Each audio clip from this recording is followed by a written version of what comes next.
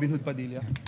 Senator Padilla, you're recognized. Maraming salamat po, Ginoong Pangulo, at sa ating pinunong mayorya. Mga mahal kong kasama, mga kagalang-galang kong kasama, at mga karespeto kong mga kasama, meron po akong naiwang usapin kahapon sa ating sesyon.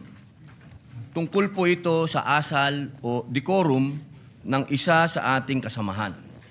Kaya naman, muli po akong humingi ng pagkakataon na makapagsalita ukol dito upang ipaalala at bigyang diin ang ating mga alituntunin dito sa Senado. Naniniwala po ako na mahalagang mapanatili natin ang respeto, paggalang at kaayusan sa bawat pagdinig at talakayan. Ayon po sa ating rules, ang sabi po dyan, Section 93, Rule number 34, Unparliamentary Acts and Language.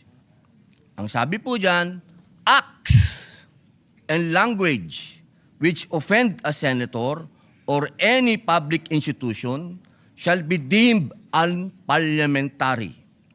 Sa wikang Pilipino, ang mga kilos at pananalitang nakakasama ng loob sa isang senador o alinmang pampublikong institusyon ay itinuturing na hindi naaayon sa kagandahang asal ng parlamentaryo. Malinaw po na sutuntunin na ito ng Senado na anumang kilos at pananalitang nakakasama ng loob sa isang senador o sa alinmang pagpampublikong institusyon ay hindi katanggap-tanggap. Bilang sanggunian, ipapakita ko po sa inyo ang isang video ni Senador Kiko Pangilinan kung saan makikita ang isang mainit na palitan sa pagitan niya at ng isa pang nating senador at ngayon ay Senate President bilang halimbawa ng kontekstong aking tinutukoy. Pwede mo ba sabihin sa anak mo, anak, pag mali sila, gumawa ka na rin ng mali. Anak, okay lang mangbastos kasi mas bastos sila eh. Anak, okay lang magbully kasi mas bully sila. Ako, hindi ko sasabihin yon. Ako, sasabihin ko, At hindi yun ang sinasabi. hindi, yun ang sinasabi mo, Mr. President, and I'm No, not yet Mr. finished. President. Kasi Of course you said, tama We si beg to Tariela. disagree, Mr. President, I'm not yet finished. No? Well, we beg to So, disagree. Mr. President, this is the question.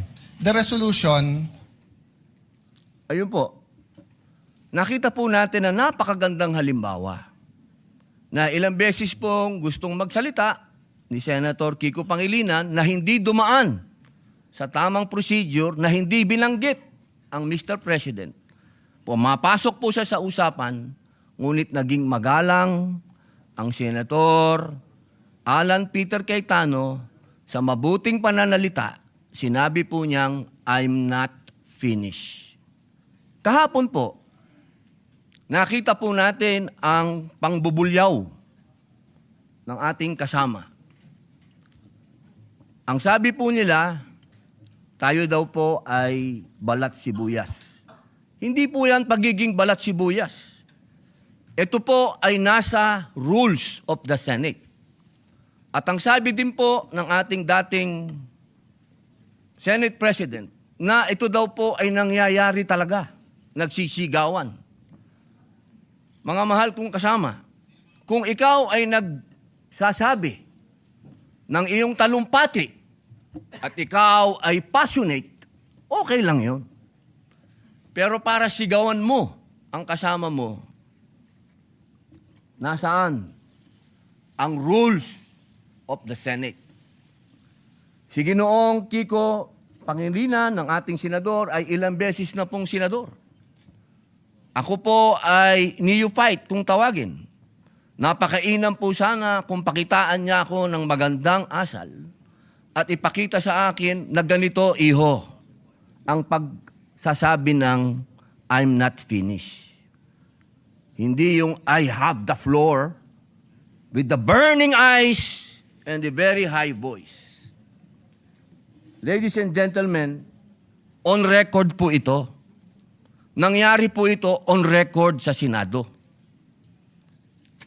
Humihingi po siya ng pag-abot ng kamay sa akin, hindi na on record. Paano ko po tatanggapin ng kamay niya? Ginawa niya yan on record. Kaya sana po, hinihingi po natin bilang pakikiisa sa aking dasal na siya ay, kung siya talaga ay nais niyang mag-abot ng kamay, on record. Sabihin niya mismo sa plenaryo na siya ay nagkamali. Katulad po ng ginawa ni Senator Lacson na tumayo kanina at nagsabing siya ay nagkamali.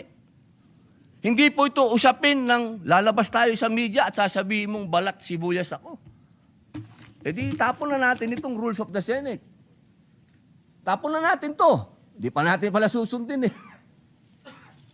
Mga mahal kong kasama, ang sinasabi ko dito, tanggalin natin yan sa record dahil ayokong mababasa yan ng aking mga anak at apo na ang isang Muslim senator ay sinisigaw-sigawan dito sa plenaryo.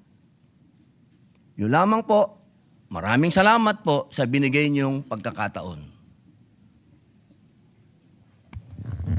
Thank you very much, Senator Robin Padilla. We recognize once again Senator Kiko Pangilinan. Thank you, Mr. President. Mr. President, ang suggestion ko ay dahil napanood ko kagabi sa balita na nais pong magsampa ng ethics case laban sa atin na si Senator Robin Padilla. So ang suggestion ko, isampa na yung ethics case at doon na po sa ethics committee natin pag-usapan ito dahil marami pang ibang mga mas importanteng bagay sa aking paniwala ang dapat nating talakayin. Maraming salamat po. For the record, Mr. President. Thank you very much, Senator Pangilinan. We recognize Senator Padilla once again. Wala na po siguro mas importante kung rules of the Senate ang pinag-uusapan natin. So, ang ibig pong sabihin ba niyan na hindi kayang mahumingi ng paumanhin ng isang veteran senator? Para sa kanyang pagtaas ng boses? Yun po ba? Nakikita ko po ang matamis ng ngiti ni Senator Kiko Pangilinan. Napakahirap po bang sabihin nun? At kailangan pa natin umabot sa ethics? May I suspend session first?